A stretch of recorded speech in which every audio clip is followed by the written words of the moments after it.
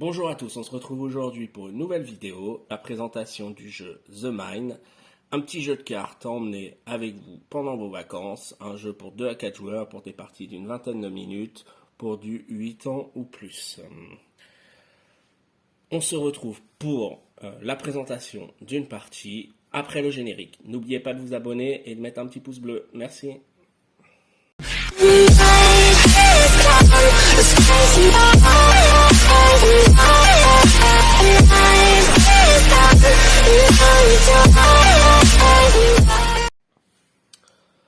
Alors, dans The Mine, il y a 4 types différents de cartes. On a des cartes niveau, level 1, 2, 3, 4, 5, voilà, ça va de 1 à 12. On a des cartes en forme de shuriken et des cartes comme ça qui représentent les vies. Et ensuite, on a un gros tas de cartes numérotées de 1 à 100. Le principe du jeu est très simple.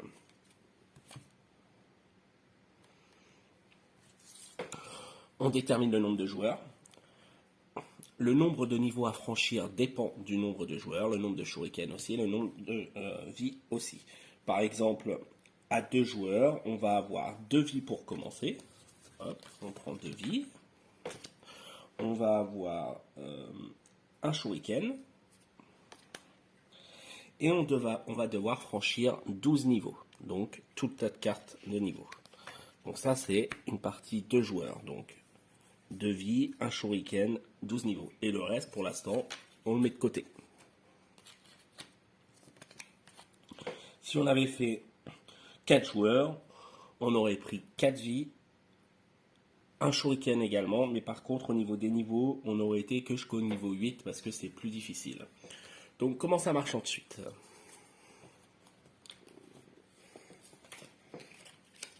On prend le tas de cartes, voilà, on le mélange, on le bat.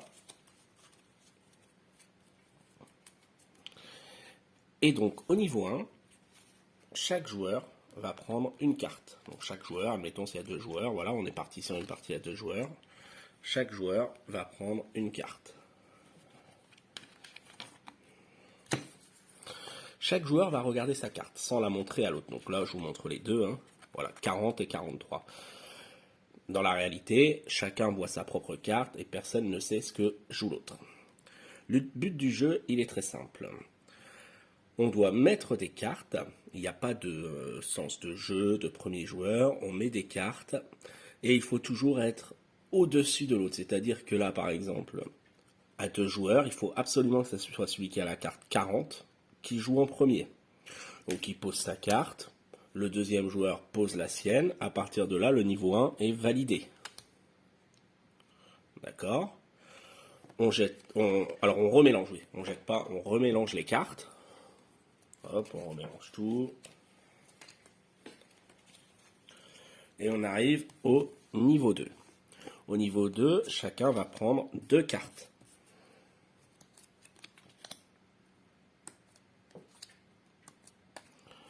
Chacun regarde ses cartes, donc lui a le 2 et le 91. Donc là, normalement, sans regarder ses cartes, techniquement, comme je ne vois jamais ce que l'autre a, je vais me dire 2 c'est une petite carte, je vais la jouer tout de suite. 91 par contre, je vais attendre plus longtemps, voir la réaction de l'autre joueur, est-ce qu'il joue des cartes rapidement ou non. La difficulté elle est là et de se dire est-ce que la personne qui joue avec moi a tendance à jouer rapidement ses petites cartes ou est-ce qu'il hésite beaucoup. Voilà, c'est le principe du jeu. Donc là, par exemple, tout de suite, quand le jeu va commencer, hop, je vais dire, hop, je mets la 2. Ici, il a 70-46, donc 46, si le joueur voit que moi, je ne joue pas très vite, parce que je me dis, de 2 à 40, à 91, il y a quand même beaucoup, il va peut-être se dire, bon, je joue celle-là. Imaginons que ici ensuite ils réussissent, ils jouent la 70, je joue la 91, deuxième niveau, il est gagné. Par contre, là on voit que lorsqu'on passe le deuxième niveau, on récupère un shuriken. Donc là on prend un des shurikens qu'on avait là et on le met en plus. Et du coup, on rebat les cartes, ainsi de suite. Niveau 3, chacun 3 cartes. Alors, plus on est, hein, plus c'est sympa, puisque en fait, on voit est-ce que les gens jouent rapidement, ne jouent pas très rapidement. Enfin, c'est assez marrant, c'est un jeu assez addictif. On a envie de réussir, on a envie de franchir les niveaux. Donc, au début, allez, on se loupe, hein, parce qu'on ne sait pas comment les autres jouent. Et puis, au fur et à mesure, bah, on se rend compte, ah oui, un tel, il joue très vite quand il a des petites cartes, mais lui, il joue très lentement. Enfin, et on arrive finalement à jouer. Donc là, par exemple, voilà, hein, la 26, 36, donc 96, c'est une carte forcément qu'on va attendre. La 26, faut peut-être la jouer assez vite.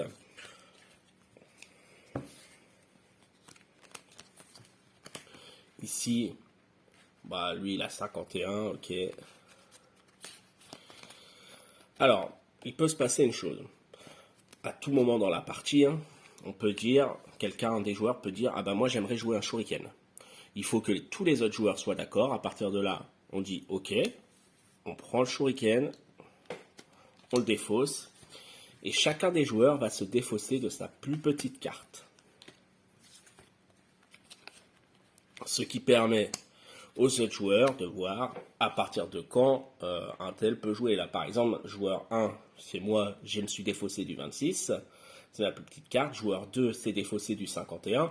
Donc, comme c'est censé être sa plus petite carte, moi, je sais très bien que je peux jouer 36 et 52 sans être embêté. Puisque il ne peut pas jouer, il n'aura pas de carte en dessous de 51. D'accord ? Et ensuite, bah voilà, lui va peut-être se dire, ok, je joue 66, 76. Et là, hop, je vais me dire, je joue 96. Lui, il avait 94, il va dire, stop, là on a fait une erreur. Il va balancer son 94. S'il y a d'autres joueurs, on balance toutes les cartes qui sont en dessous le 96. S'il y en a d'autres, quelqu'un qui avait le 95, voilà, il la jette aussi. Et on va perdre une vie.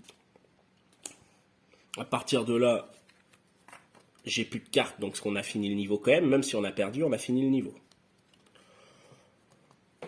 On repart. On a passé le niveau 3. Vous avez vu, au niveau 3, on gagne une vie, donc on récupère une vie. Et pour le niveau 4, bah, chacun récupère 4 cartes. Et ainsi de suite. Le but du jeu étant de réussir à arriver à 2 joueurs ici au niveau 12, avec toutes ces vies. Dès qu'on n'a plus de vie, on a perdu. On peut utiliser les shurikens, voilà.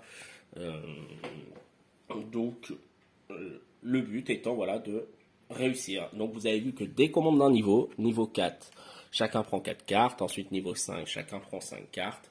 Et ainsi de suite. Donc, voilà pour la petite présentation du jeu. The Mind. Donc, un petit jeu de cartes. C'est bien pour partir en vacances, hein, c'est une petite boîte. Moi, c'est une boîte qui a vécu, hein, je l'ai depuis un petit moment. On aime bien y jouer, alors honnêtement, pas forcément à 2 joueurs. Hein. Je trouve que voilà, dès qu'on joue à 3-4, c'est beaucoup plus intéressant.